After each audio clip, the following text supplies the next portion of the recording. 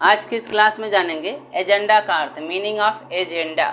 अब देखो एजेंडा होता क्या है, तो कंपनी को उन विषयों को सूचना में उल्लेख करना आवश्यक है जिन विषयों पर सभा में चर्चा की जानी है।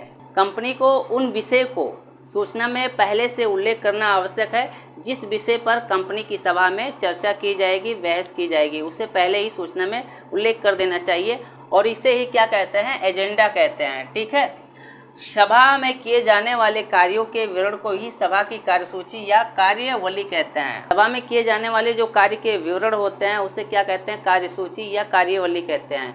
ठीक है, कभी कभी कंपनियां जो है सभा की सूचना के साथ ही कार्यसूची पृथक से संलग्न करती है और कभी कभी ऐसा भी होता है कि जो कंपनियां होती है उस सभा की सूचना के साथ जो भी उसका कार्यसूची होता है उसको अलग लगा देती है। परंतु आजकल सूचना एवं कार्यसूची को साथ बनाया जाता है और प्रेजेंट टाइम पे क्या होता है कि जो सूचना होता है और कार्यसूची होता है उसको साथ में बनाते हैं। अब केवल सभापति, संचालकों तथा सचिव के उपयोग के लिए पृथक कार्यसूची बनाया जाता है। जो भी संचालक होते हैं, सभापति होते हैं और सचिव होते हैं, उनके उपयोग के लिए ही अलग कार्यसूची बनाने की प्रथा है। दोनों ही दशाओं में इसमें सम्मिलित की जाने वाली बातें तथा उनके प्रस्तुतिकरण में कोई अंतर नहीं पड़ता है। ठीक है, दोनों सेम होते हैं, कोई डिफरेंट नहीं होता।